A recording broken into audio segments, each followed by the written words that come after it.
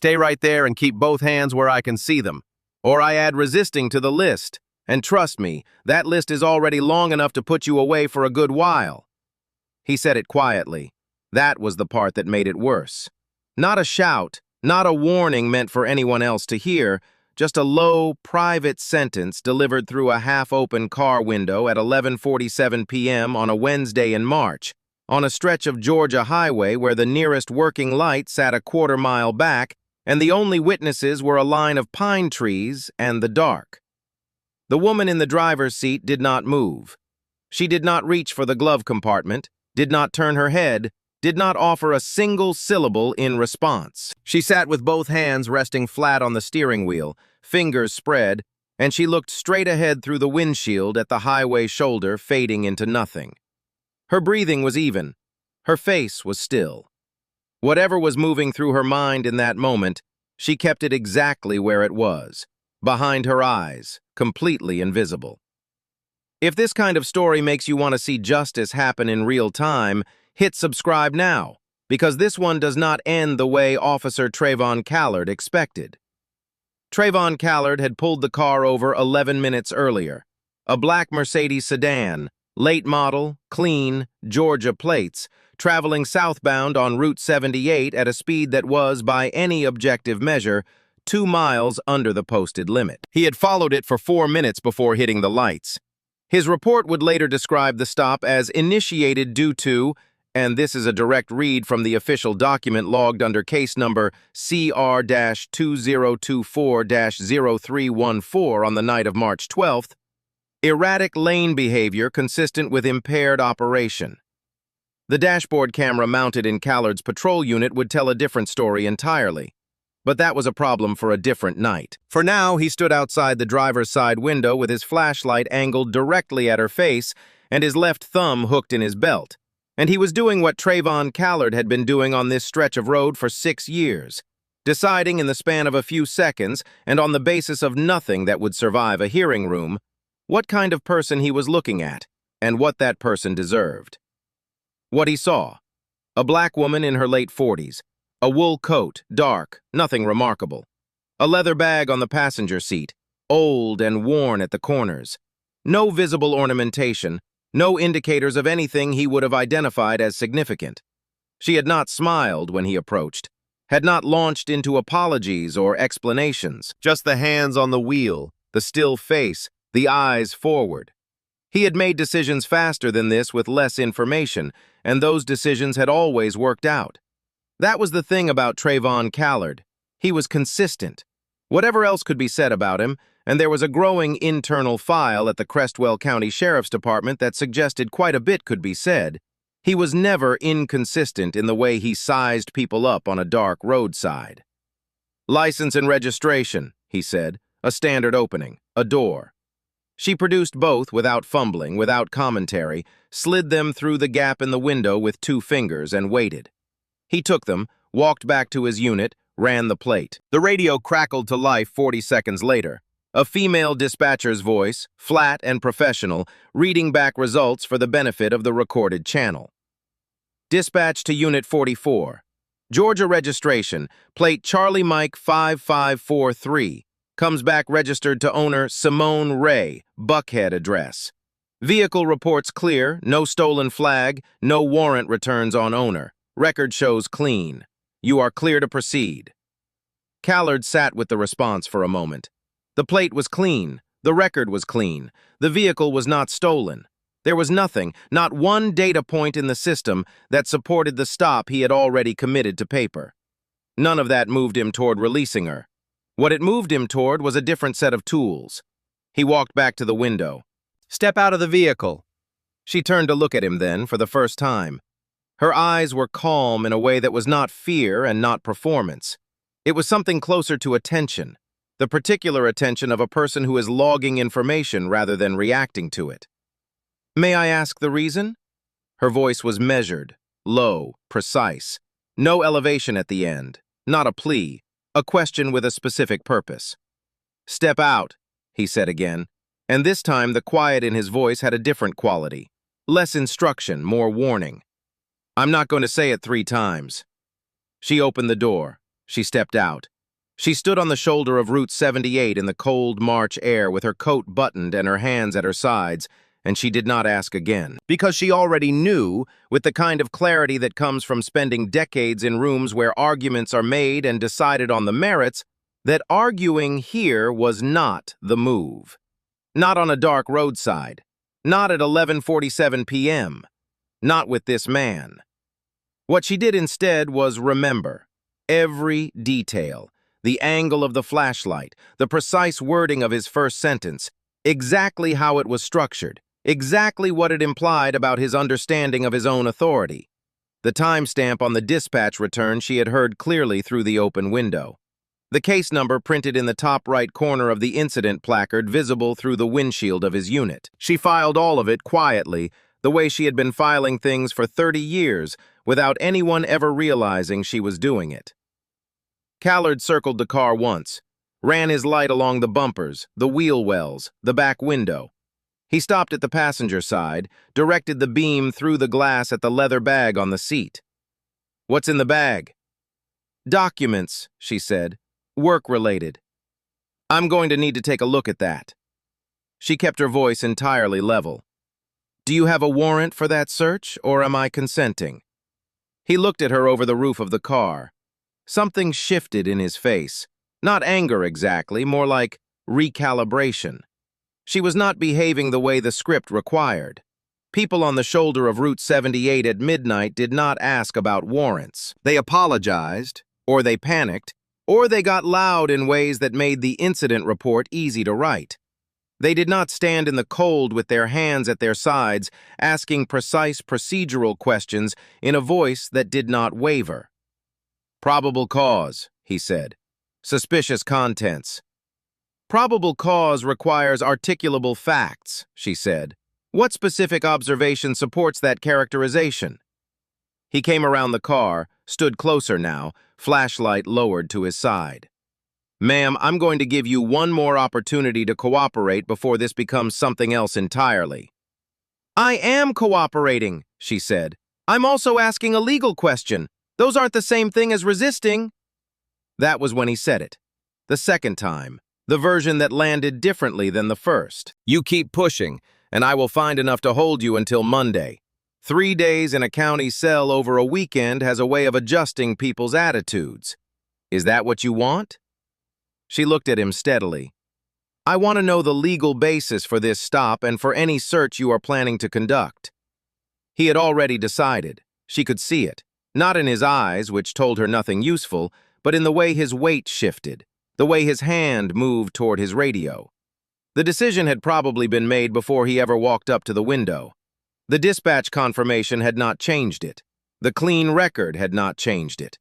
Her questions had not changed it. If anything, her questions had made it worse, because Trayvon Callard did not like being asked to explain himself, and in 6 years on this stretch of highway, very few people had tried.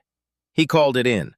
Sergeant Lila Austin picked up on the second ring, the watch commander on duty, 16 years in, the kind of officer who had learned long ago that the safest way to survive a department culture was to approve things quickly and ask questions slowly. Callard described the stop in 4 sentences. Austin confirmed the hold. It was that simple, that fast.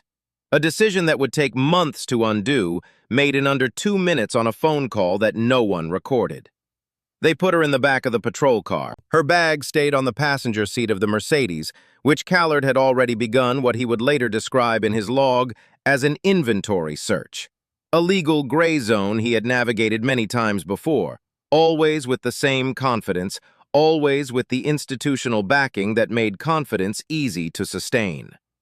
The cuffs closed, the door shut, and the question that sat in the dark of the back seat, the one nobody present on that highway shoulder could have answered, though one person already knew it, was not whether Simone Ray would survive what was coming next. It was whether Trayvon Callard understood what he had just done. He did not. Not yet. But morning was coming, and morning had its own way of explaining things. Something about the afternoon had felt ordinary, and that was the point. Ordinary was a kind of armor. Simone Ray had understood this for years, not as a philosophy, not as something she had read in a book or been taught in a seminar, but as a working principle she had arrived at through accumulated experience, the way most genuinely useful things are learned. If you moved through the world looking like what people expected, they stopped paying close attention to you. And if they stopped paying close attention to you, they revealed things they would have otherwise been more careful to conceal. Ordinary was a form of intelligence work, and she had been applying it her entire professional life. The coat she wore that Wednesday was navy blue, wool blend, purchased at a department store clearance rack 4 years ago. Not worn because she could not afford better, worn because it was unremarkable. The kind of coat you see on 100 women getting off 100 different trains in any American city on a cold day in March, and your eye moves right past it. The leather bag on the passenger seat was 7 years old, the stitching on the left handle repaired twice with a thread that did not quite match the original. She had been offered a new bag twice by her clerk, who was particular about professional presentation. She had declined twice. The bag worked. The bag was invisible. Those were the only criteria. The car was leased, registered to her, a mid-range choice rather than either end of the spectrum. Practical, dependable, the kind of vehicle that prompted no particular reaction from anyone sharing the road. She had driven it for 3 years on this commute and nothing had ever happened. She had left the federal courthouse in Atlanta at 6:48 p.m., later than planned, because the afternoon session had run 40 minutes over and she had stayed after to review a set of supplemental briefs submitted that morning. The briefs were relevant to a case she had been managing for the better part of 18 months, a civil rights action working its way through the appellate system with the slow, deliberate momentum of matters that are built to last rather than matters built to move. She did not discuss the specifics of pending cases in informal settings. Not over dinner, not on the phone, not with colleagues in the corridor after a long day. She read. She deliberated. She kept her conclusions to herself until she was prepared to put them in a document that belonged in a file. Before she left the courthouse, she organized the materials in the leather bag in the order she would need them the following morning. Not alphabetically, not chronologically, but in a circular sequence she had used for 30 years, starting from the back of the stack and working counterclockwise, so that the first document she reached for was always the one most recently reviewed. Her clerk, Rosalind Fitch, had noticed this habit within her first 2 weeks on the job. She had asked about it once. She had received a brief explanation that did not illuminate very much. She had not asked again, and in the 3 years since, she had also never moved any of the files in the bag. Some habits communicate clearly without needing to announce themselves. The drive from Atlanta to the outer edge of Crestwell County took just under an hour on a night with light traffic. She took Interstate 85 north to the connector, split east at Tucker, and picked up Route 78 somewhere past the county line just before 8:30 p.m. The road was quiet in the way county roads in this part of Georgia are quiet on weekday evenings. The occasional pair of headlights coming west, a truck at a crossroads, the particular darkness of country that has not been entirely absorbed into the suburban sprawl of the city, but is being absorbed slowly, parcel by parcel, year by year. She stopped for gas at a station off the exit near the Millstream Road interchange. The station was open, lit harshly from the canopy lights, a small attached convenience store with 2 customers inside that she could see through the window before she got out. She paid at the pump, decided she wanted water, went in. The attendant was a young man of perhaps 22, earbuds around his neck, not looking up when she came through the door. She took a bottle of water from the cooler, walked to the register. He rang it up without meeting her eyes. She took her change, turned to leave.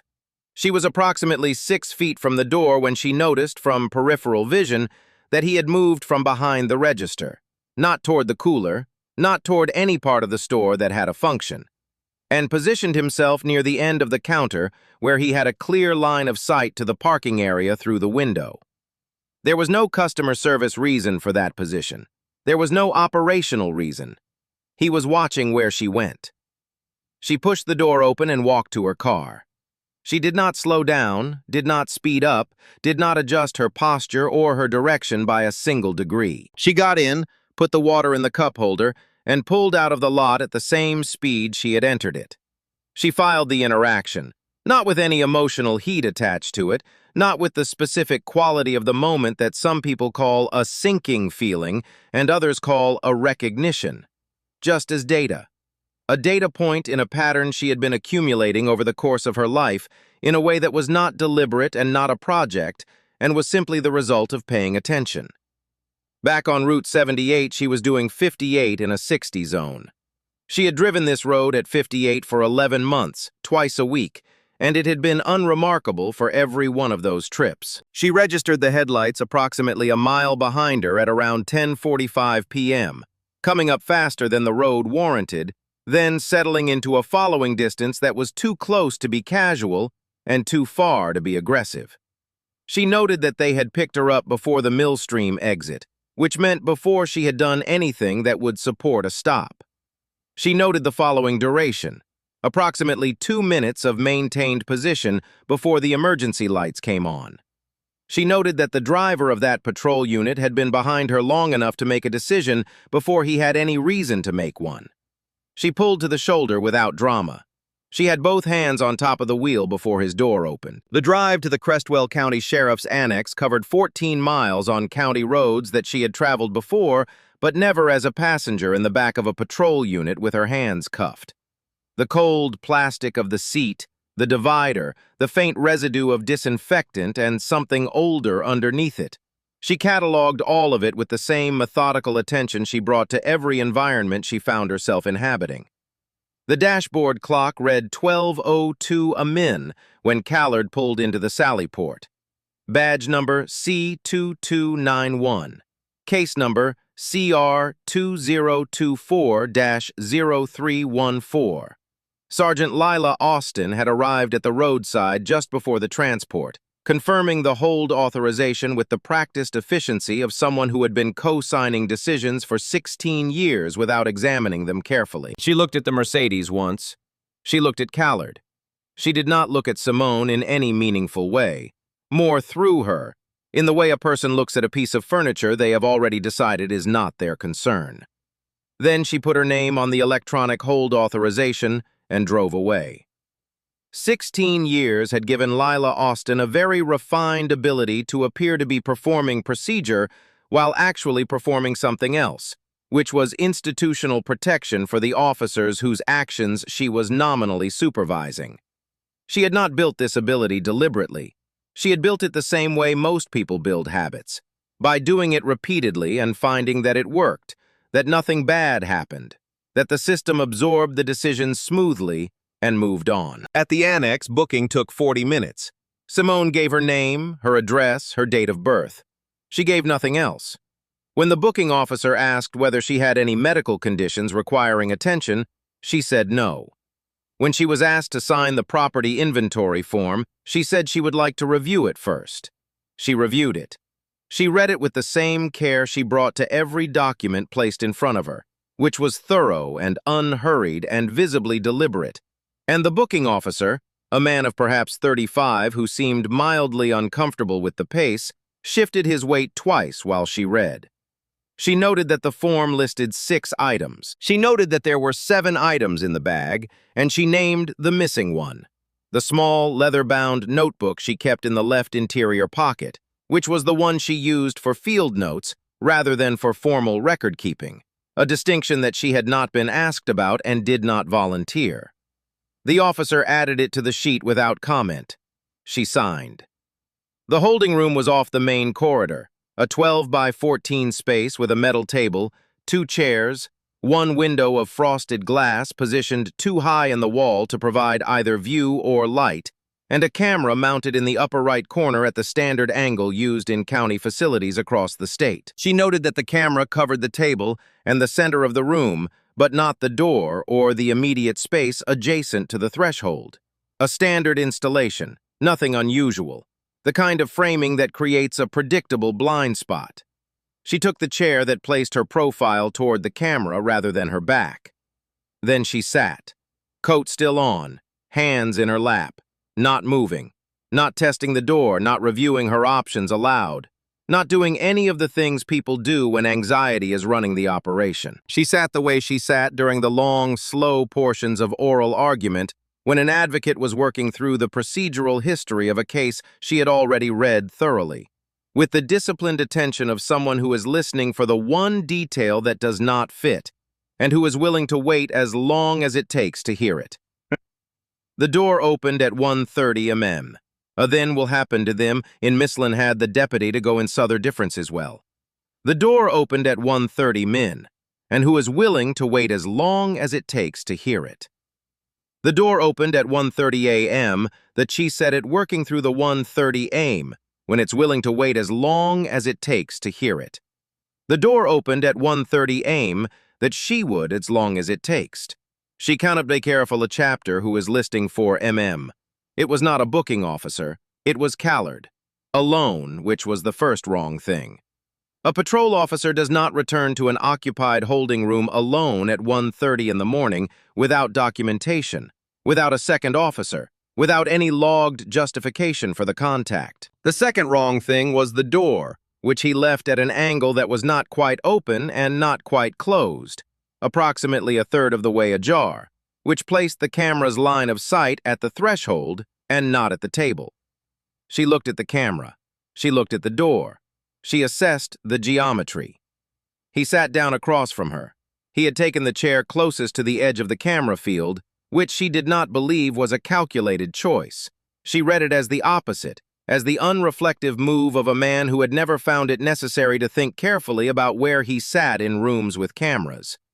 That told her something useful. He was experienced at this kind of contact, but he was not strategically experienced. The experience was in the pressure itself, in the tonal management, in the sequence of implication and deniability he had developed over years of practice. The experience was not in the documentation problem, because the documentation problem had never in his career become an actual problem. "How are you doing in here?" The question was delivered in the tone of someone performing concern. She waited 2 full seconds before answering. The pause was not theatrical. It was the natural rhythm of someone deciding what to say with care. "I'd like to know when I'll have access to a phone call." "You'll get your call," he said. "Could be tomorrow morning. Could be a little later depending on how things shake out." She kept her voice at the same level she had maintained all evening, even, unhurried, precise without being aggressive. Georgia law provides for timely access to communication following booking. "I'd like to note the current time is approximately 1:30 a.m., and that access has not yet been provided." Something moved through his expression. Not quite annoyance, more like the mild friction of an assumption that has just encountered unexpected resistance. He said, "Noted." The word was flat and closed. "I'd also like to note," she continued, "that this conversation is occurring without another officer present, without documentation, and without my attorney. Is this a formal interview?" "This is me checking in on a detainee." "I'd like that documented," she said. "The time, your name, badge number, and the purpose of the contact." He leaned back in the chair. He looked at her for a long moment, and she returned the look without any visible investment in how it was received. There was a quality to her stillness that seemed to unsettle him slightly, the way stillness sometimes unsettles people who are accustomed to being the least reactive person in a room. "You're going to make this hard," he said. "I'm following procedure," she said. "The same procedure this department is presumably following. I don't think those are the same thing." Then he said it, the sentence that was technically not a threat and functionally very much one. "There are charges on the table that don't have to be on the table. The DA's office is going to look at what we submit. How much ends up on that sheet depends partly on how tonight goes." She absorbed the structure of that sentence. It had a specific architecture, the kind that had been refined by repetition into something that could pass as informational in a transcript while operating as pressure in a room. She recognized it not because she had heard it in this form before, but because she had read its equivalent many times in records she was asked to review. The informal negotiation that occurs before anything is formal, the conversation that exists in the gap between what the system requires and what the system actually does. "I'd like a phone call," she said. "That's all I'm asking for at this moment." He stood. The chair scraped. He looked at her one more time with the expression of a man recalibrating his category, sorting the person across from him into a different folder than the one he had opened when he walked in. She watched him do it. She did not help him find the right folder. He left. The door clicked too. She noted the time, 1:37 a.m. She noted the duration, approximately 7 minutes.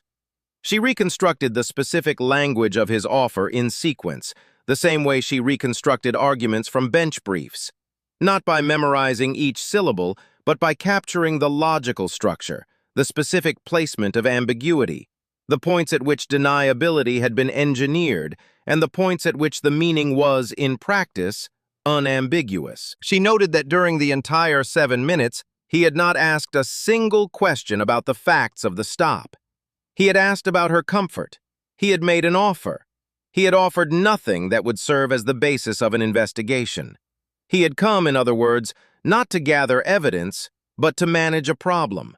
And the problem he was trying to manage was not the one he had created on Route 78. The problem he was trying to manage was the woman sitting in this chair, and whether she was the kind of problem that stayed manageable. She sat very still in the flicker of the overhead light, 2-second intervals, regular, and thought about what the morning would require. What Deputy DA Preston Ainsley had been told when Lila Austin called his cell phone at 11:58 p.m. to flag the hold was that the subject was uncooperative and potentially deceptive. This was the formulation, and both words mattered, each carrying a specific weight, that had been developed over years of informal practice between Austin's watch command and Ainsley's office to communicate a particular class of situation. Uncooperative meant, she asked questions we preferred not to answer. Potentially deceptive meant, she produced documents that appeared legitimate and we chose not to verify them. Together, the phrase was shorthand for a detainee who had not cooperated with the informal resolution process that existed prior to any formal legal proceedings. Ainsley was 41, methodical, and had been managing his working relationship with the Crestwell County Sheriff's Department for 9 years in a way that had served both institutions reasonably well. He did not think of himself as corrupt in any categorical sense. He thought of himself as practical, as someone who understood that the justice system in a county this size ran on informal infrastructure as much as it ran on statute, and that the alternative to working within that infrastructure was a level of institutional friction that served no one well. He had told himself this for long enough that the thought no longer required defense. It was simply the shape of how things worked, and he had adapted to it, and it had not, so far, produced anything that he would describe as a problem. He arrived at the annex at 7:40 a.m. with 2 coffees from the place on the county road that opened at 6:30.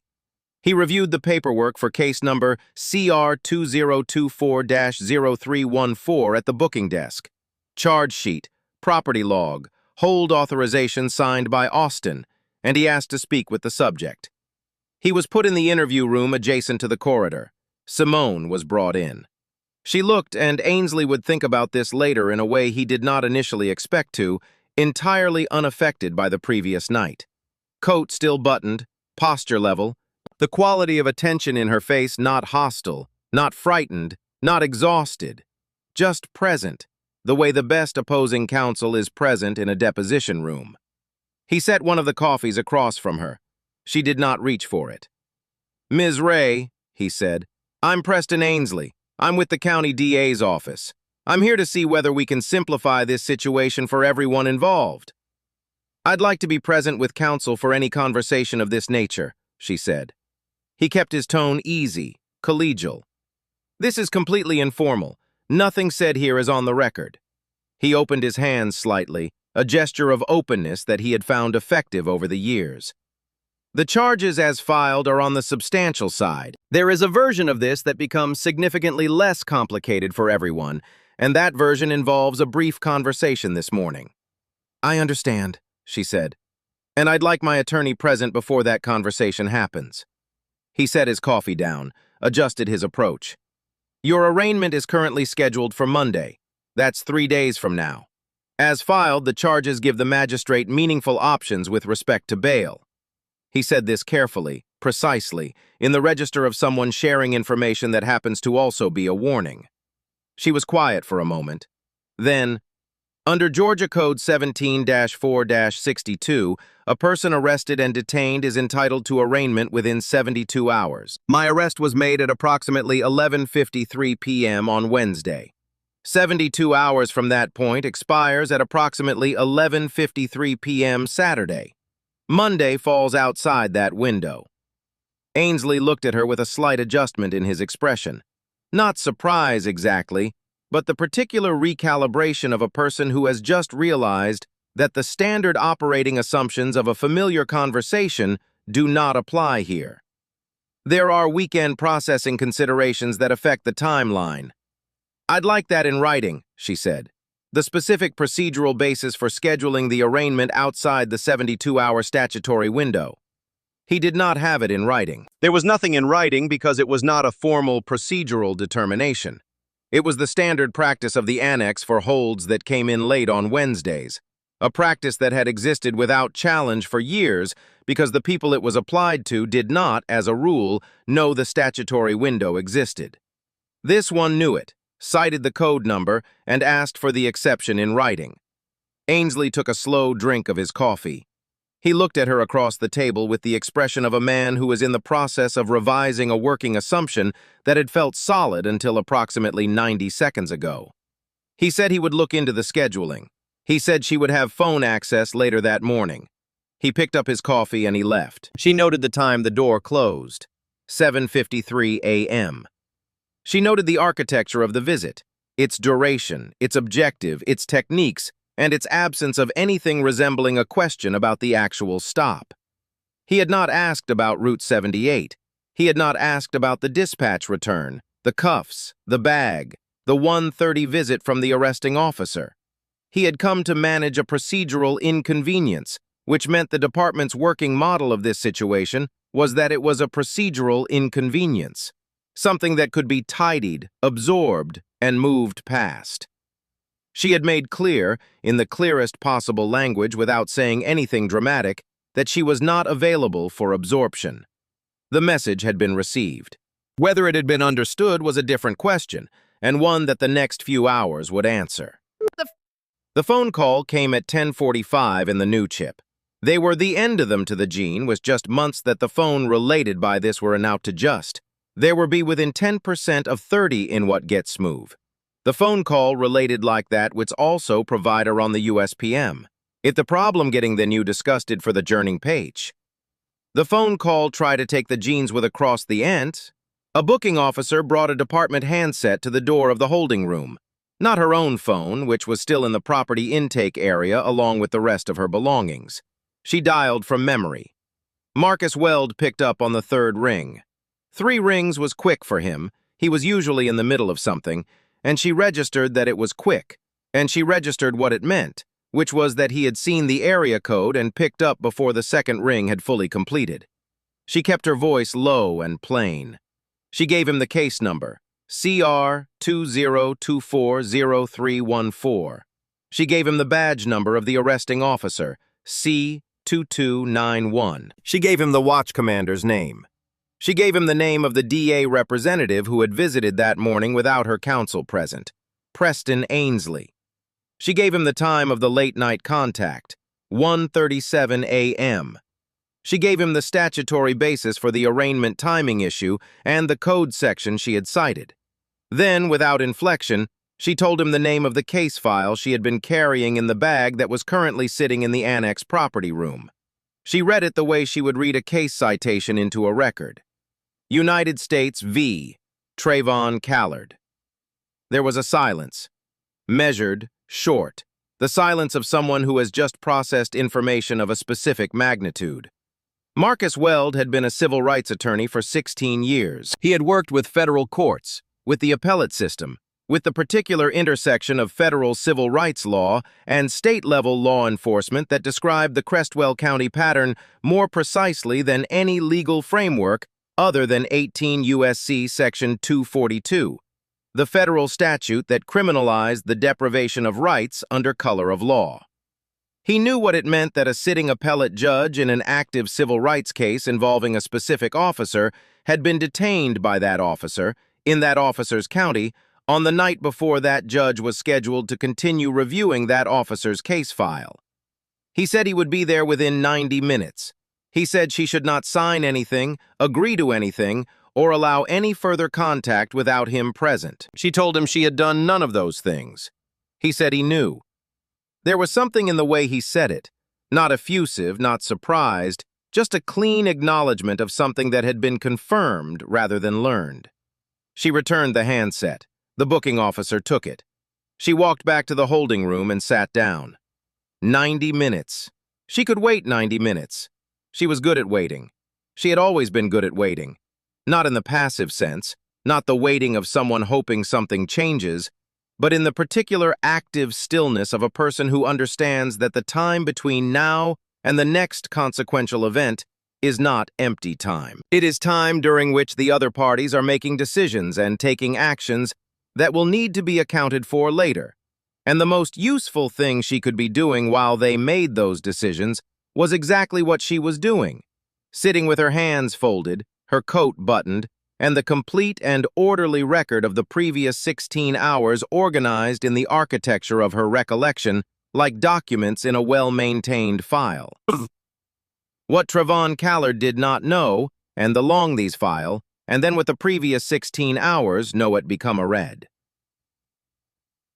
Temon Callard did not know, and had no reason to suspect because nothing in the situation as he understood it gave him a signal that pointed in this direction, was that the leather bag in the property intake room contained a specific case file. This was not in itself unusual. An attorney driving home from Atlanta on a Wednesday evening with a file was not an anomaly. What was specific was the file, and what was specific about the file was the name printed on the label of its top tab. He had seen it. She had watched him see it, standing on the roadside shoulder with his flashlight moving through the bag's contents. She had watched his eyes move past it, the way eyes move past things that do not trigger pattern recognition, the way a familiar word printed in an unfamiliar context passes without registering because the brain is not primed to connect it to anything significant. The name Callard was not unusual. It appeared in directories, in public records, in any number of documents that had nothing to do with a civil rights action in the federal appellate system. A tired officer on a late-night stop does not catalog the legal significance of every name he encounters. He reads the surface and moves on. He had moved on. But the connection existed, independent of whether he had recognized it. It had existed since the action was filed, since the docket was assigned, since the panel composition was established, and a specific judge's name was attached to the case as the presiding authority. That name was Simone Ray. She had held the assignment for 14 months.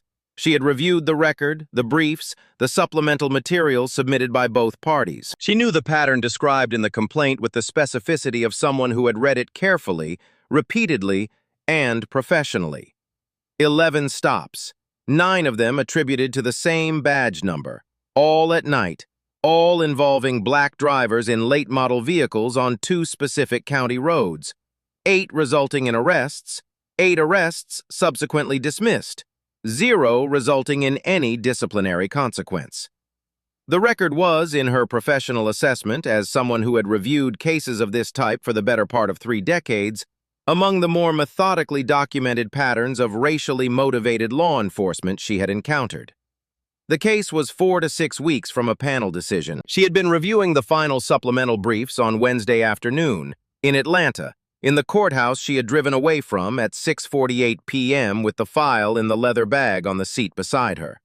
Now the file was in the property intake room of the Crestwell County Sheriff's Annex, and the badge number on the tab was C2291, and C2291 belonged to the officer who had put it there. She had not concealed the file. There was no reason to conceal it. She had not anticipated being searched on a county highway at midnight. She had not anticipated this particular chain of events. What she had done, beginning from the moment the emergency lights lit up her rear view and continuing through every subsequent development, was observe with precision, note with accuracy, and document in her own recollection with the thoroughness of someone who understood that the space between what a person claims happened and what actually happened is almost always a question of whether the details were preserved. She had preserved the details. All of them. The fluorescent light above her flickered. 2-second interval, steady, and Simone Ray sat in the holding room with her hands in her lap and waited for Marcus Weld, who was 90 minutes away and driving toward a situation that was considerably more complex than anything the Crestwell County Sheriff's Department had yet realized it was managing. The tab on the folder in the property room said it plainly: United States v. Trayvon Callard. He had looked right at it. He had not understood what he was looking at. Morning was already here. What it would illuminate was almost in the building. The morning shift at the annex ran on a cadence that Simone had already mapped by the time the 7 a.m. handoff occurred. The sound of it was specific. A change in the register of voices down the corridor. A door that opened and closed twice in quick succession on the quarter hour. A radio being adjusted. Then the relative quiet of a department settling into the paperwork portion of the early day. She had tracked it from the holding room, through the frosted glass, calibrating the rhythm the way she calibrated the rhythm of a courtroom proceeding in its first hour, understanding when attention was concentrated and when it dispersed, understanding the institutional pulse. Captain Floyd Danner arrived at 8:20 a.m. She did not see him arrive. She heard the change, a different quality of conversation down the hall, voices adjusting in the way voices adjust around institutional rank, and she filed the time. 32 minutes later, a booking officer she had not seen before came to the holding room door, told her that the department's commanding officer wanted to see her, and waited while she stood, straightened her coat, and followed without comment. Danner's office was at the far end of the administrative corridor, a room that reflected the particular aesthetic of county law enforcement. Commendations framed in rows, a flag, a photograph of the Crestwell County Board taken in what appeared to be 2015, a desk that was large in the way furniture sometimes is when it is performing authority rather than serving a function. Danner himself was 59, compact, with the bearing of a man who had spent his career in the middle of institutional hierarchies and had become very good at navigating them without ever becoming particularly visible from either direction. He gestured to the chair across his desk. She sat. He did not offer anything. He looked at her with the level, assessing look of someone conducting an evaluation he had done many times before. "Ms. Ray," he said, "how was your night?" She recognized the register of the question immediately. Not an inquiry, a calibration. An opening move designed to establish the informal mode of the conversation before the substantive content arrived. "I'd like to be present with counsel before any formal or informal interview," she said. "Is this a formal interview?" "Nothing formal," he said. "I wanted to introduce myself and make sure you had everything you needed." "I need a phone call," she said. "Access to counsel and documentation of the time and purpose of each contact I've had in this building since arrival. I've asked for all three. None have been provided yet." He absorbed that.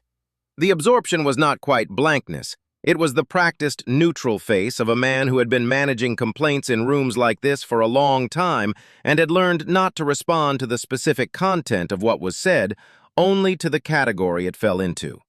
This category was possible problem, possible not.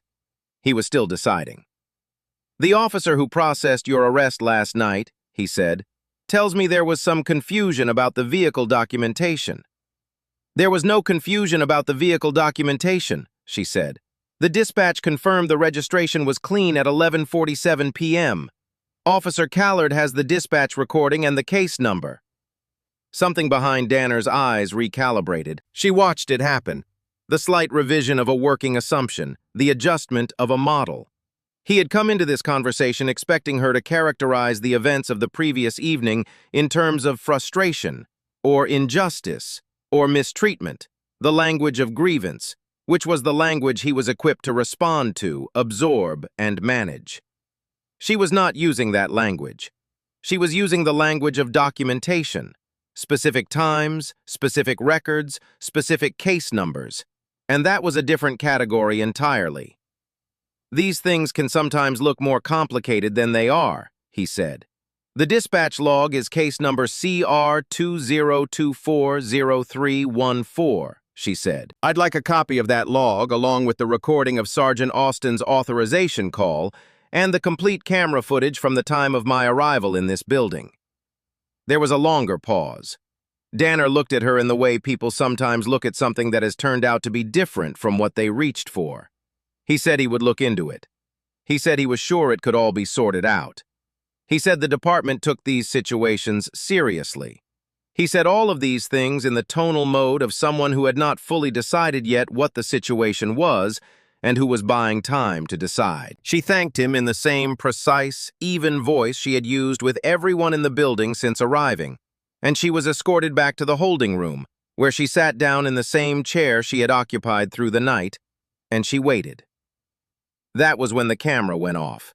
She did not see it go off. The holding room camera was in the upper right corner, a single red light indicating active recording. But at some point between 9:45 a.m.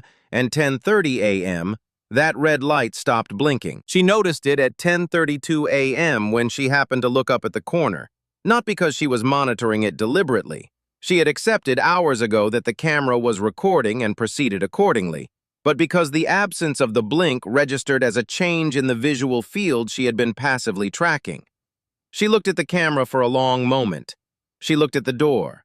She thought about what it meant that a holding room camera in an active department went dark in the mid-morning on a day when that holding room was occupied. Then she thought about what it meant for the log. A camera going dark did not go dark silently. The department's recording system would generate an event entry, a timestamp for the interruption, a duration, a system notation. Someone would have to authorize that interruption or explain the failure. The entry would exist in the technical record even if the footage did not. She filed this too, with the same care she had given everything else. The time she noticed the change. The last time she had confirmed the camera was active. The approximate duration of darkness, as best she could estimate it.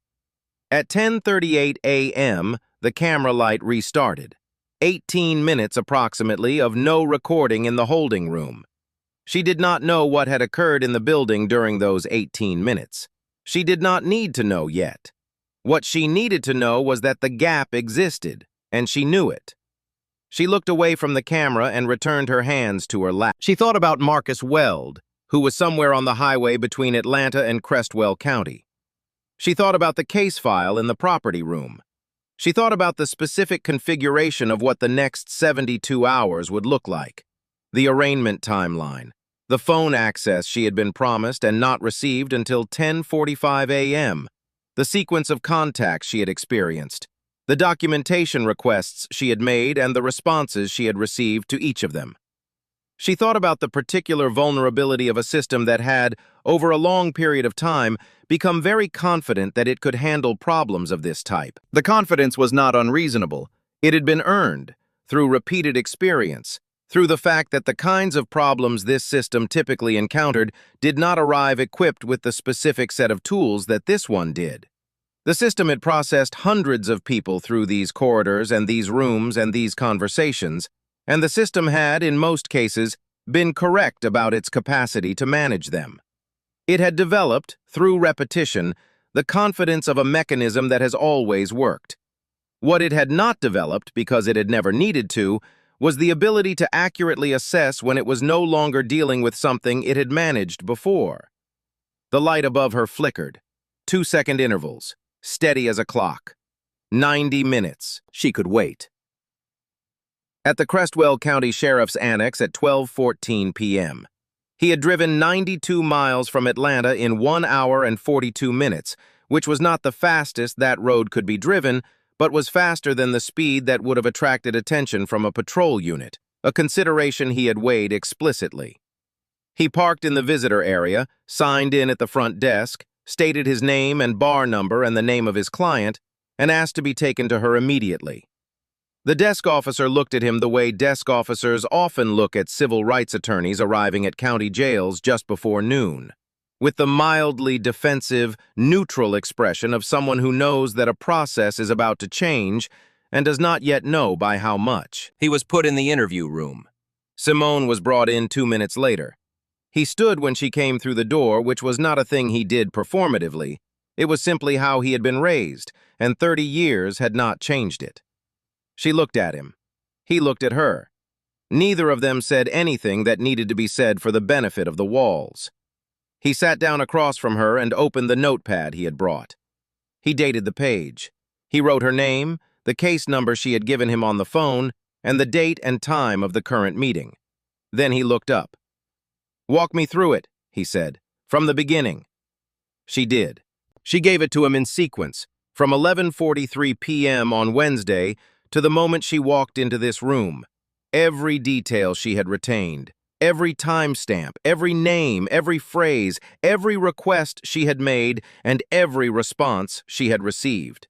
She spoke at a measured pace, and she did not skip or compress any part of it, because she understood that what she was doing right now was constructing the foundation of a record that was going to need to support considerable weight over the months ahead, and foundations built quickly or carelessly tend to develop problems in proportion to the load they are eventually asked to bear. Marcus wrote. He wrote without interrupting, without asking clarifying questions. She was being clear enough that clarifying questions were unnecessary. And when she reached the part about the case file, when she gave him the name on the tab, he stopped writing for approximately 3 seconds. Not long, long enough. Then he kept writing. When she finished, he reviewed his notes. He made 2 small additions. He capped his pen and set it on the notepad and looked at her across the table in the particular way of someone who has just received a fully formed understanding of something large. "I'm filing for your immediate release," he said. "I'm doing it today. I'm also documenting every contact you've described as a potential violation of your 4th, 5th, and 6th Amendment rights. And I'm drafting a formal preservation demand for all recordings, logs, and documentation generated by this department from 11 p.m. Wednesday to the present." She nodded. She had expected this. The question was not what Marcus would file. She had known what he would file from the moment she made the call. The question was what the Crestwell County Sheriff's Department would do in the hours between now and the moment those filings landed, and what decisions would be made in that window, and whether any of those decisions would compound what had already been done into something even more difficult to explain. She looked at the camera in the corner of the interview room. Active. Red light steady. She hoped they were paying attention, because everything from here forward was going to be on the record, and the record already had a very long head start. Marcus Weld filed the emergency habeas corpus petition at 2:17 p.m. on Thursday. He filed it in the United States District Court for the Northern District of Georgia, not in state court, which was the first decision, the first of many in the hours that followed, that signaled to anyone watching carefully that this was not the kind of situation that would be contained within the county system. Federal jurisdiction, federal venue. The petition cited 18 U.S.C. Section 242, deprivation of rights under color of law, along with Georgia Code Section 17-4-62 for the arraignment timeline violation, and it named the respondents with the particular precision of a lawyer who had done this before and understood that precision here was not a formality, but a strategy. Trayvon Callard, Lila Austin, Floyd Danner, and the Crestwell County Sheriff's Department named as a body. The preservation demand went out 40 minutes earlier, served electronically to the department's legal counsel of record. It was specific. It identified by timestamp and category every piece of documentation it required preserved. The dispatch recording from 11:43 p.m. to 12:02 a.m. on March 12th. Case number CR 2024-0314 in full. All body cam footage from the arresting officer's unit for that shift. The complete internal camera log for the annex, including the gap notation at approximately 9:45 a.m. on March 13th. all booking records, all property intake logs, and any electronic communication generated by any department member referencing the stop, the detention, or the subject by name. The legal counsel of record for the Crestwell County Sheriff's Department was a firm in the county seat that handled most of the municipality's civil exposure. The partner who received the preservation demand read it once, read it again more slowly, and then called Floyd Danner. The conversation lasted 8 minutes. Danner asked 2 questions. The attorney answered both of them in ways that Danner found unhelpful but accurate. The first question was whether the petition had merit. The attorney said, "Some." The second question was whether the federal court would expedite a habeas hearing given the circumstances. The attorney said, "Very probably yes, and given who the petitioner is, possibly by tomorrow morning." Danner put the phone down and sat for a moment with the particular stillness of a man who has just understood that the perimeter of a situation has changed. He had managed problems in this department for 11 years. He had managed them well, or well enough, which in an organization like the Crestwell County Sheriff's Department was not always distinguishable from the same thing. He was good at identifying what a situation required, at understanding the institutional mechanics of how things got resolved. He was experienced. What he was not experienced at, what no one in this building was experienced at, was a situation with this specific geometry. A detained federal judge, a civil rights case in active appellate review naming his arresting officer, and a civil rights attorney in Atlanta who had filed in federal court before lunchtime. He called Councilman Maurice Byrd. Byrd was 63, a former patrol officer himself, now serving on the Crestwell County Commission with particular oversight of the public safety budget.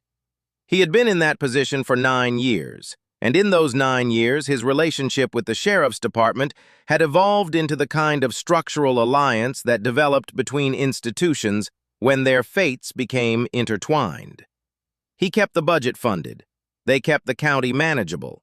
The arrangement was not written anywhere. It did not need to be. Danner told him what had happened. Byrd listened without interrupting, which was not his usual mode.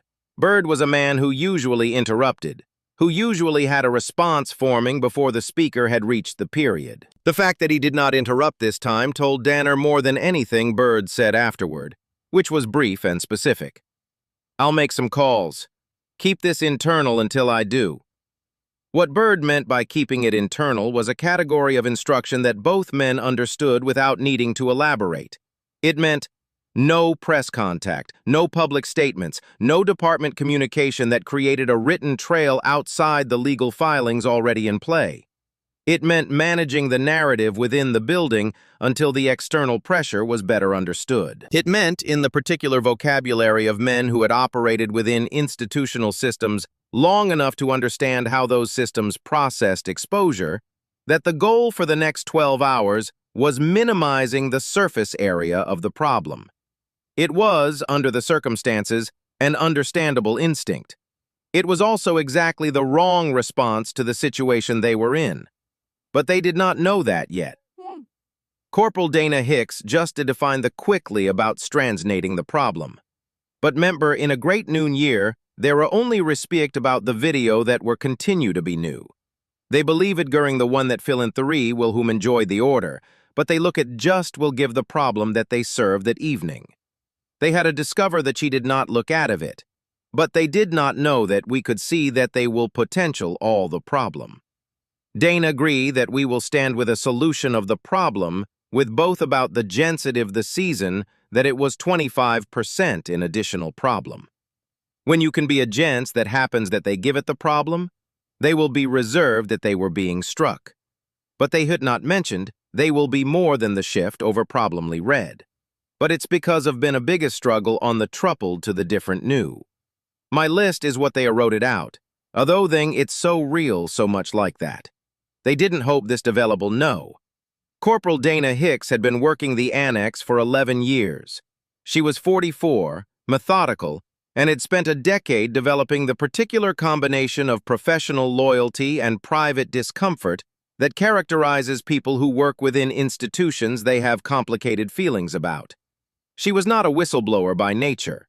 She was not a disruptor. She was a person who did her job carefully, documented thoroughly, and filed things according to procedure, which meant that when something did not fit procedure, she noticed it, and when she noticed it, she wrote it down. She had written down the camera interruption. Specifically, the event log from the holding room camera system showed an interruption initiated from the main security panel at 9:48 a.m. on March 13th. Duration 18 minutes and 40 seconds, restored at 10:06 a.m.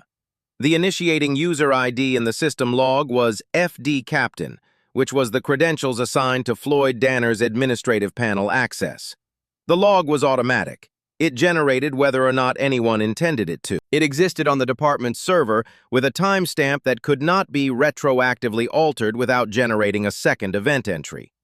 She had also written down the contact log discrepancy.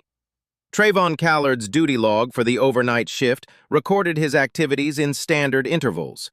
The entry for 1:29 a.m. to 1:43 a.m. read, Patrol Unit Stationary, Administrative Review. No contact with detainee was logged. No second officer was noted. The visit had occurred. Simone Ray had described it in detail to Marcus Weld, and Marcus had documented it. But in the official record, it did not exist. Hicks had seen Callard come back into the building at 1:26 a.m. She had been at the end of the administrative corridor near the break room getting water, in a position that gave her an unobstructed line of sight to the corridor leading toward the holding rooms. She had not thought much of it in the moment. Callard sometimes came back to the building during overnight shifts for administrative reasons. But she had noted the time in the way she noted things, because that was how her mind worked. And when she saw the final duty log entry the following morning, the note she had made and the entry that existed did not match. She was still deciding what to do with this information when Agent Phyllis Crane walked through the front door of the annex at 3:45 p.m. on Thursday, presented FBI credentials to the desk officer, and asked to speak with the commanding officer of the facility. The desk officer called Danner. Danner came out.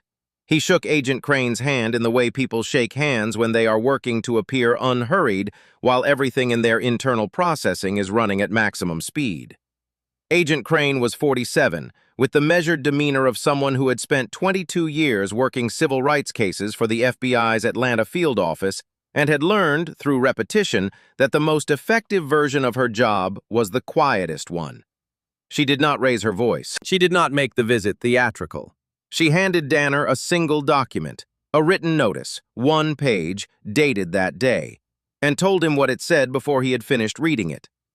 The FBI is formally requesting preservation of all evidence related to the detention of Simone Ray, case number CR 2024-0314, including but not limited to all recordings, logs, communications, and access records generated between March 12th and the present. This is not a warrant. This is a courtesy notification that this department's actions over the past 18 hours are being reviewed in connection with a broader civil rights investigation. If you have questions about the scope of that investigation, your department's counsel can contact the Atlanta field office. Danner read the page. He read it again. He asked no questions. He said he would ensure the department's full cooperation.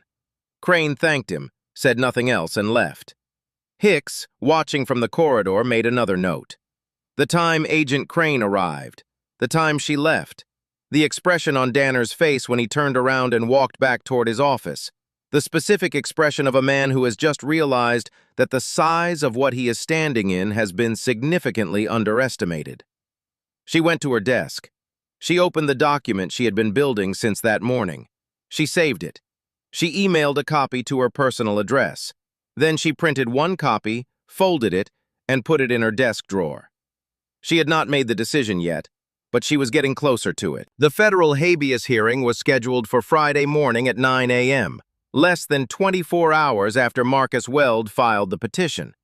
The presiding magistrate was Judge Elaine Mosser of the Northern District, 61 years old, 23 years on the federal bench, with a reputation that her law clerks described as exacting, and her former opposing counsel described, in the specific language of people who had argued in front of her and lost, as thorough to a degree that occasionally felt personal.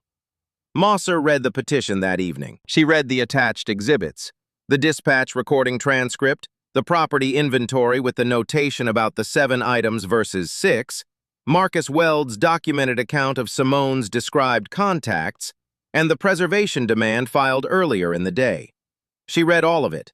Then she called her clerk and told him to notify both parties that the hearing would proceed at 9 a.m. as scheduled, that it would be conducted under the emergency habeas provisions, and that she expected complete evidentiary access to all documentation referenced in the petition. She did not call the Chief Justice to discuss it. She did not call anyone. She simply read the file and issued the notice and went to bed, in the manner of someone who does not require external validation before doing the obvious thing.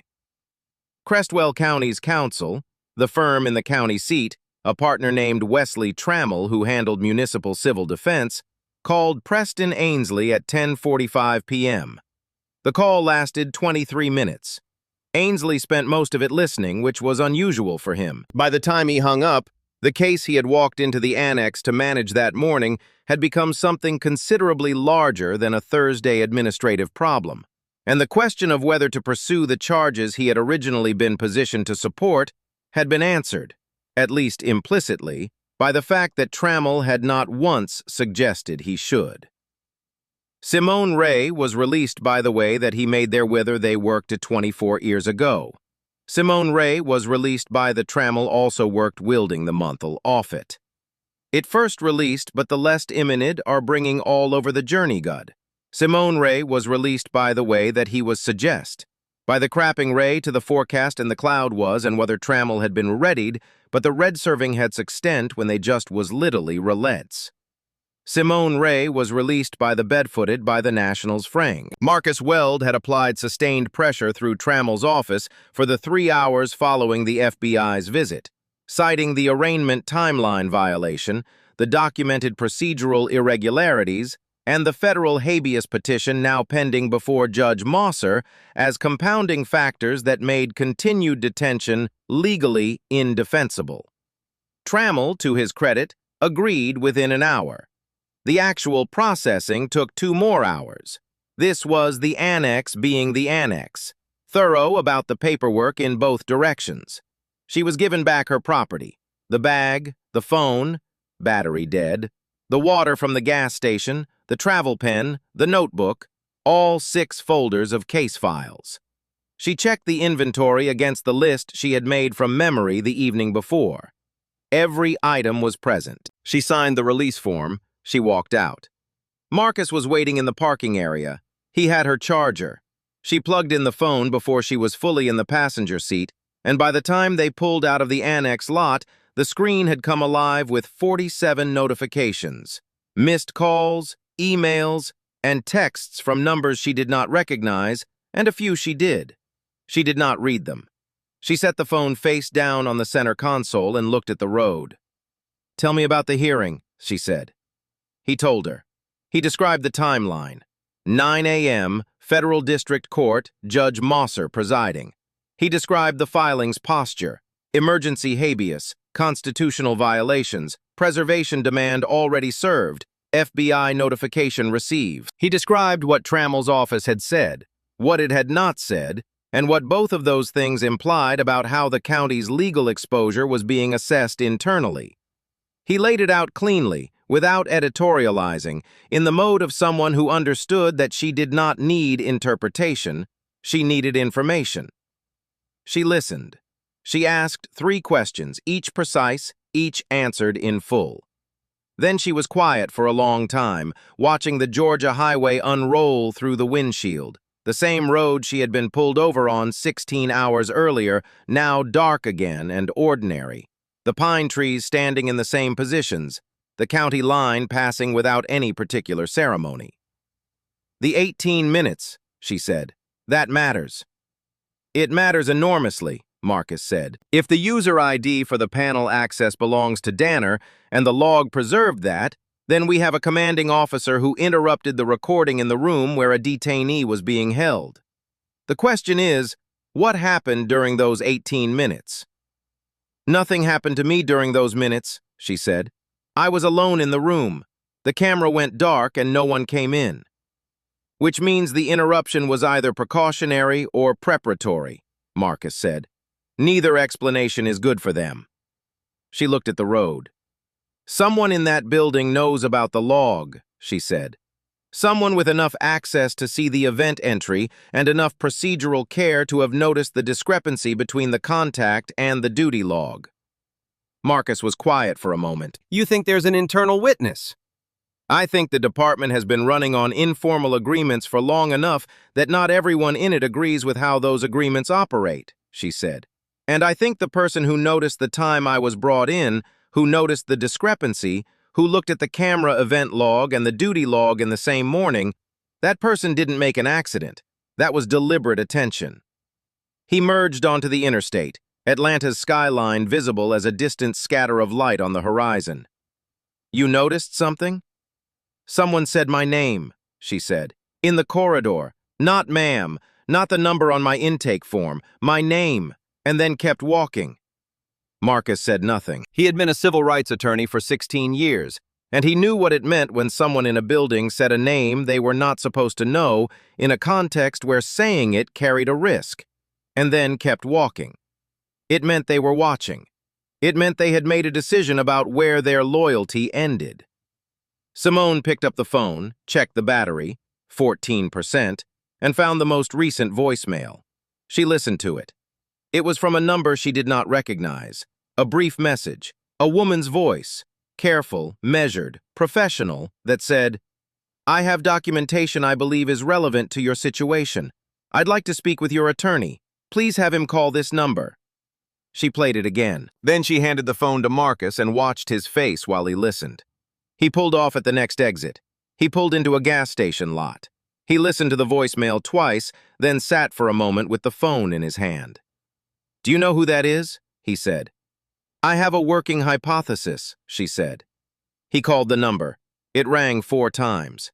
A woman answered on the 5th ring with her name, Dana Hicks, Corporal, Crestwell County Sheriff's Annex, stated flatly, with the quality of a person who has decided to do something and is not going to let hesitation interfere with doing it. Marcus said his name. He said he was Simone Ray's attorney. He said he understood she had documentation. There was a brief silence on the line, the particular silence of a person standing at a decision point that has been approached slowly and is now immediate.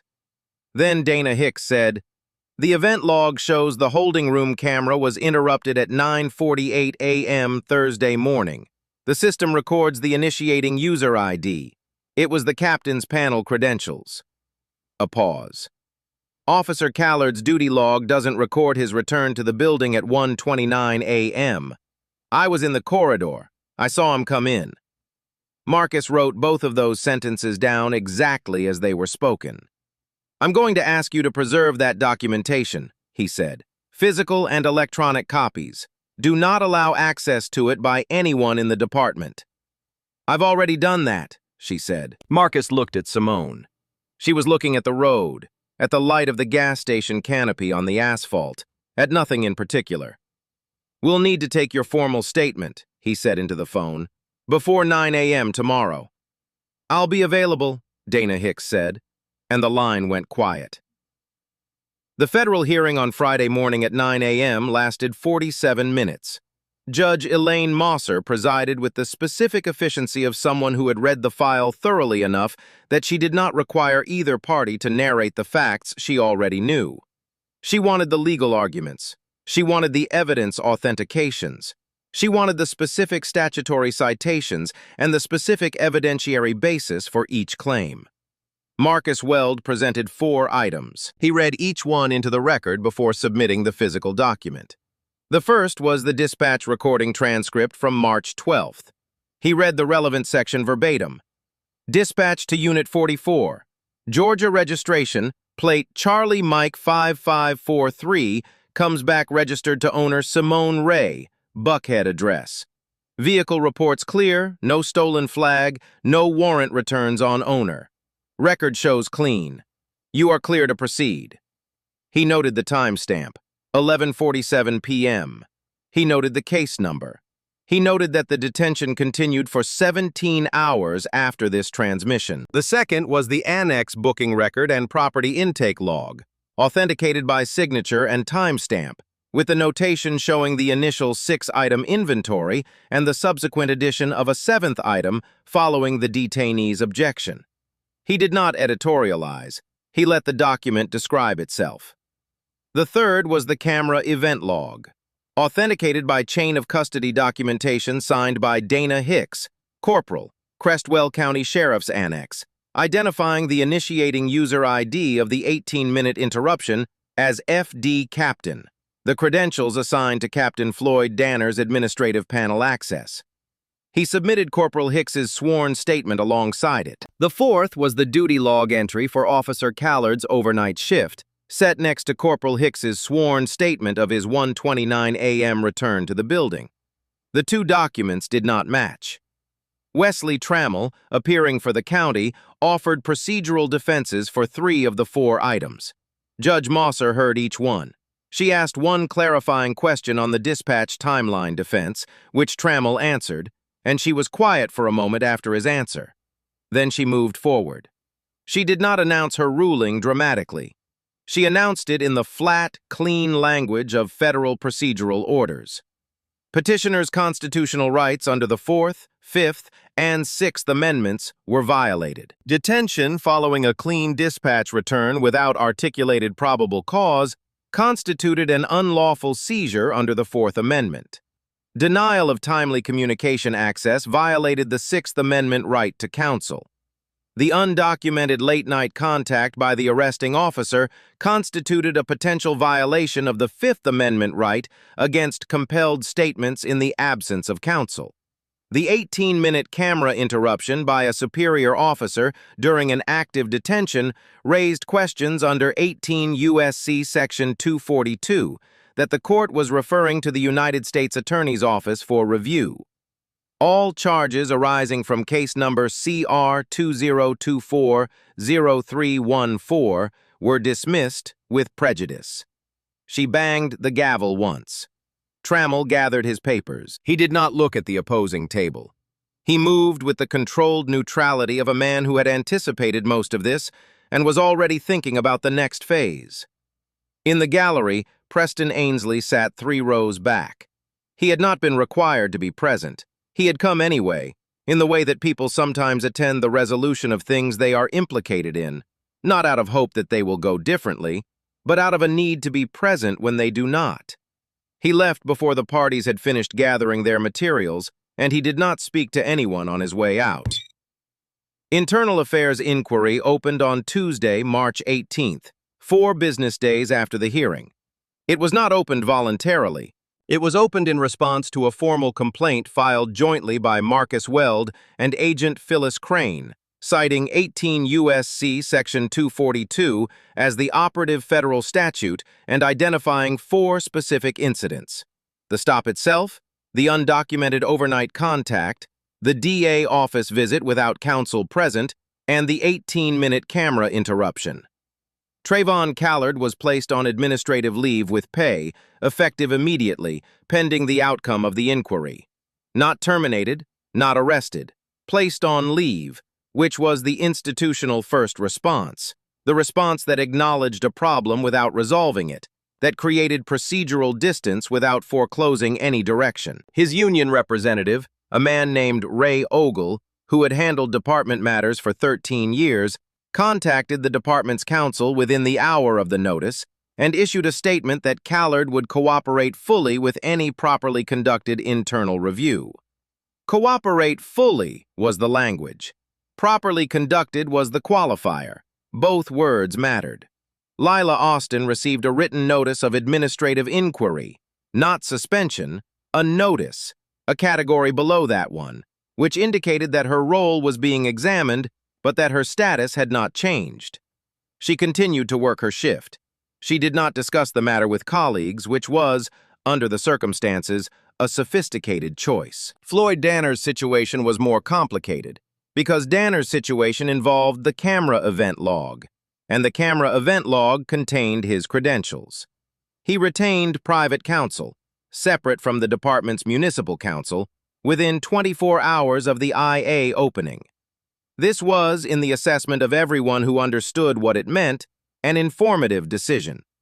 People who retain separate counsel are people who have concluded that the institution's interests and their personal interests may not remain aligned. The department's public statement, released through the county's communications office on Wednesday morning, described the matter as under active internal review, reaffirmed the department's commitment to procedural compliance, and noted that the involved personnel had been placed on appropriate administrative status pending the outcome of that review. It was 112 words. It answered no questions that had been asked. Maurice Byrd was asked at a county commission session 2 weeks later about the department's oversight practices in the context of the Ray case. He said the commission took the matter seriously. He said the appropriate processes were in motion. He was asked whether he had communicated with Captain Danner in the hours following the arrest before the federal filing. He said he did not recall the specific timeline of his communications. He was asked a second time. He said he would consult his records and respond in writing. He was asked a sixth time across 3 different questions with different framing and declined to answer all 6, citing ongoing legal advice. The session was public. The transcript entered the record. 3 weeks after the hearing, Agent Fenifits the complicate is actually with all hours of and to the story, he was Hadley look at Reefly with support to the judgeit. The political following, the criminating with direct of the fair informant was appeared. The session was public, the transkitting up at here in the judgeit information after there. 3 weeks after the hearing, Agent Fenifits were portin' in gassed with money that's heerd was entered with what is into video said. The Timer Noon's first one, the mate of the year's repeated hads to said, the member heat would when he was not potently more. The 23rd one was goed him backed with insta the turning bang, the judgeitman heert was acted what he said, the regional family said he should not conferred. The formittig by home heriter that he lorn for Reachley his money, but each other he didn't remember the world. The regional said he was no advattle to said, he was asked witten to be something mitigation. He was asked the defense of Hetty has made Smith forpin like this regenity to the judgeit bang. The oblimidation who judgeit mints was likely with Khalid, he said he was living the rules of free and his allword was ratting. He laid it and explained that he was not refused this with him, but he looks part of them is long. The public family entered the ferd with him ever worried in the probment. He was asked mittingly different. He did not rephoning the contract that he was on O2 rules, have claimed the after than for anyone who did let to perform. The song hearing, Agent Phyllis Crane submitted a formal referral to the United States Attorney's Office for the Northern District of Georgia. The referral documented the pattern. 11 stops over 3 years attributed to badge number C2291. All at night, all involving black drivers, 8 resulting in arrests subsequently dismissed without consequence. The referral cited 18 U.S.C. Section 242 as the applicable criminal statute, and noted that the pattern, considered in aggregate with the events of March 12th and 13th, constituted probable cause for a federal criminal investigation. She attached chain of custody documentation for every piece of evidence. The dispatch recording downloaded from the department's server on March 14th by Annex IT specialist Raymond Cord, authenticated under case reference FED-CR-2024-0887.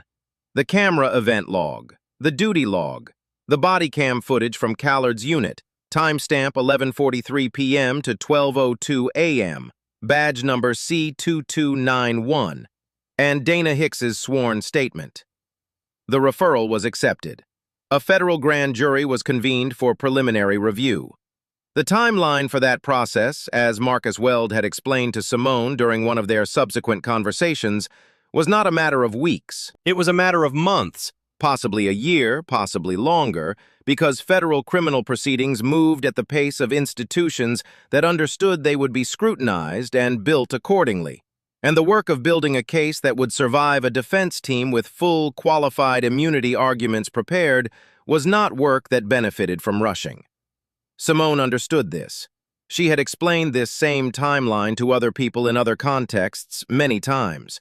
She understood it not with resignation, but with the practical clarity of someone who had worked inside the system long enough to understand that partial victories achieved correctly were more durable than complete victories achieved carelessly, and that the goal was not satisfaction on a given day, but accountability that held. On the question of United States v. Trayvon Callard, the original civil rights appellate case, the one whose file had been in the bag on the passenger seat, she filed for recusal the Monday following her release, in accordance with 28 U.S.C. Section 455, which required a federal judge to disqualify herself from any proceeding in which her impartiality might reasonably be questioned. The basis for recusal was clear. She had become a witness to events directly connected to the named respondent.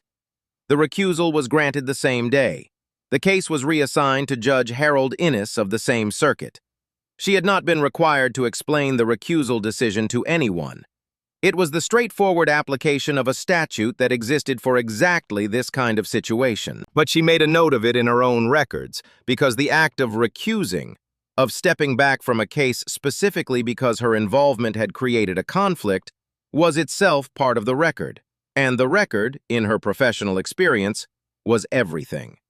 It showed that she had followed the rule. It showed that she had not sought to use the situation for advantage. It showed that she had done the obvious right thing without requiring prompting, in the manner of a person who understands that adherence to procedure is not a performance for external observers, but a standard that exists whether or not anyone is watching. She had always behaved as though someone was watching, because in her experience, the cases where that turned out to matter were exactly the ones where most people had assumed no one was. Email arrived in Dana Hicks's work inbox on a Tuesday 3 weeks after the IA inquiry opened. The subject line read, "Monday night. Confirm clear." The sender address was an internal department account that was no longer active, the account of a clerk who had left the department 8 months earlier. The email's send timestamp was 11:22 p.m. on March 12th, 19 minutes before Trayvon Callard activated his emergency lights on Route 78. Dana Hicks discovered it while conducting a routine backup review of the shared administrative drive. She did not open it. She took a screenshot of the preview. She printed the screenshot. She called Marcus Weld. The email was submitted as supplemental evidence to the federal referral. The account that sent it had been deactivated, which meant the sender had either used a saved session or had access to credentials that should not have been in active use. The IT recovery team at the FBI's Atlanta field office was assigned to trace the session origin. That process was ongoing. The email's full content, once the content review warrant was obtained from the district court, was partially legible. Partially. The relevant body text had been deleted from the server side, deleted from the sender's end after transmission, a function available in the department's email system under administrative credentials. But the deletion had occurred after the backup cycle, which meant the backup held the metadata and the fragment, but not the complete body. What survived was a header, a partial first sentence, and the send information. The partial first sentence read, "Per our conversation, if she goes through, we need to..." It ended there. The rest was gone. The email marked with partial deletion, the recovered metadata, and the active account credentials question all entered the evidentiary file under case reference FEDCR20240887. The forensic timeline of who had sent it and what the deleted body had said, and who the "our" in "our conversation" referred to, those questions were, in the language of the federal investigation, pending. They remained pendish. 6 months after the night on Route 78, they would stay the begin within the 14 years internationally book it set. The providing the back like this will never think appropriate. This mother we're with us included in the mother was going unfortunately. They remained pending. 6 months after the night on Route 78, and Hookta made this product to the point.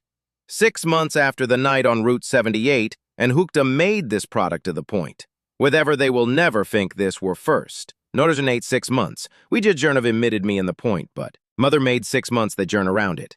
The investigating questions were pending in the federal, in fact, or I would like to just be weather, and it made something it follow. Exactly. On Route 78, the official status of each element was as follows. Trevon Callard remained on administrative leave without pay as of the third month, following the IA inquiry's preliminary determination that his actions on March 12th constituted a pattern-consistent violation of department policy and potentially of federal civil rights statute. No criminal charges had been filed. The grand jury was in its preliminary review phase. His union representative continued to characterize his cooperation as full and his status as an officer as protected pending any formal finding. Lila Austin had received a formal written reprimand, entered into her personnel file, for the hold authorization on March 12th.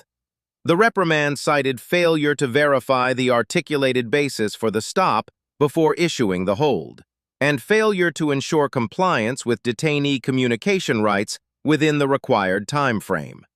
She had not been suspended. She was working her shift. Floyd Danner had taken an extended medical leave effective 5 weeks after the IA inquiry opened.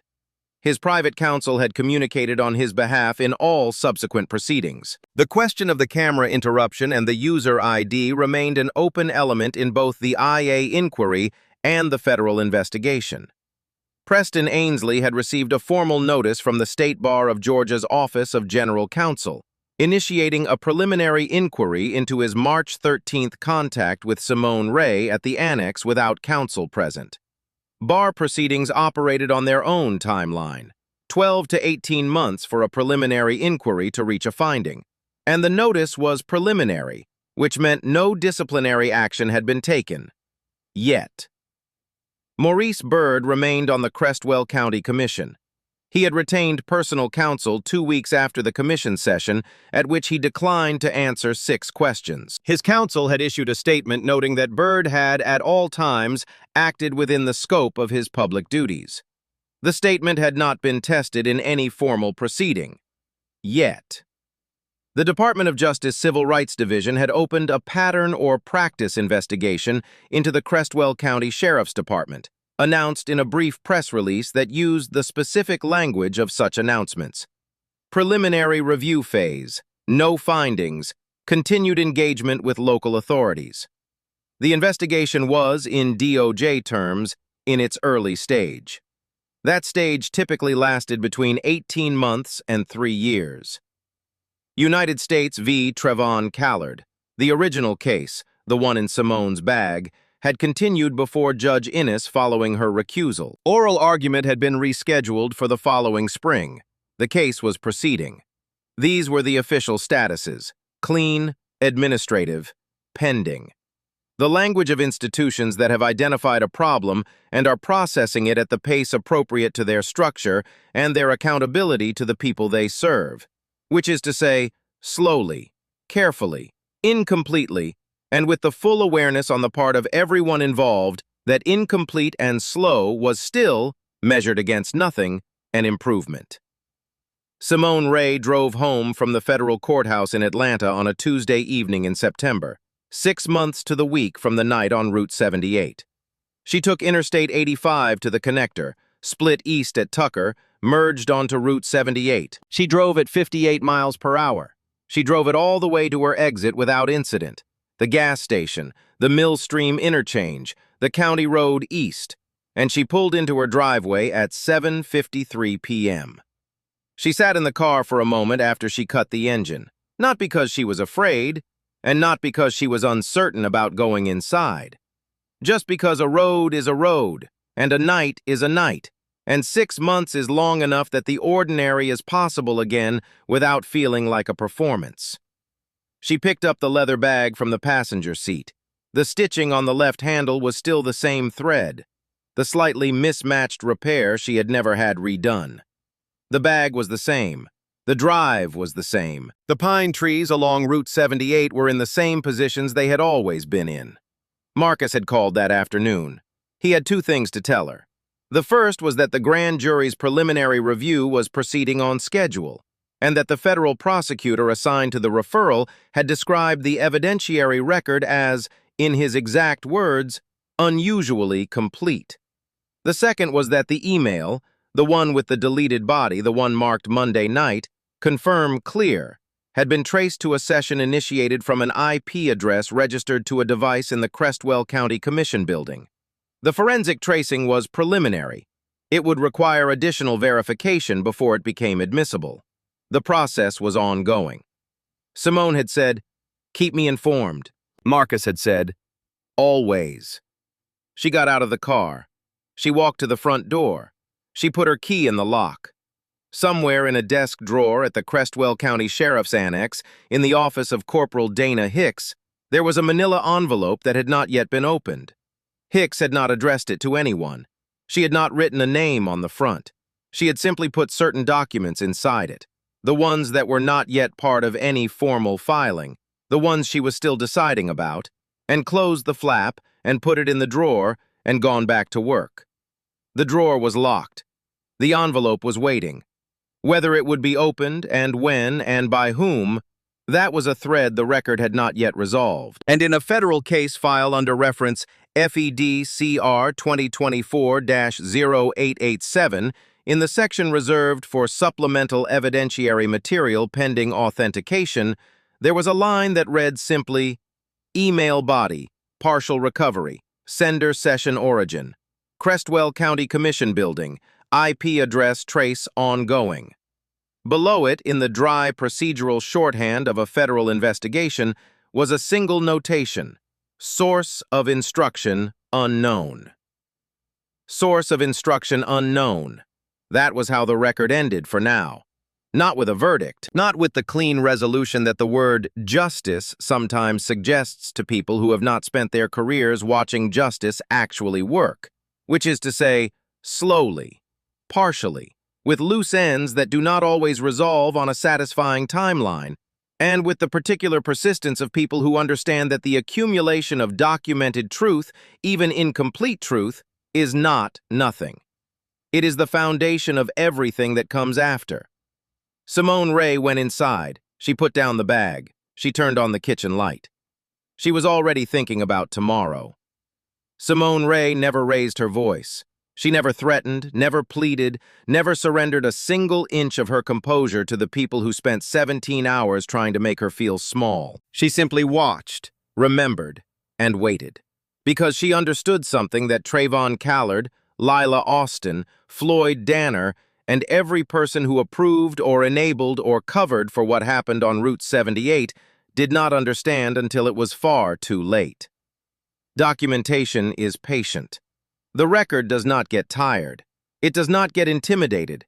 It does not forget a timestamp or misplace a case number or fail to notice when 18 minutes of surveillance footage goes dark at a convenient moment.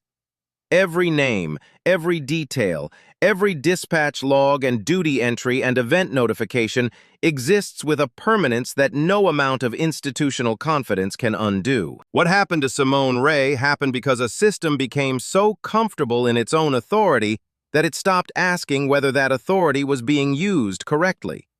And what happened after? The hearings, the referrals, the investigations still running, happened because one woman refused to let ordinary injustice become invisible. If this story stayed with you, subscribe and share it. The people who need to hear it most are the ones least likely to find it on their own.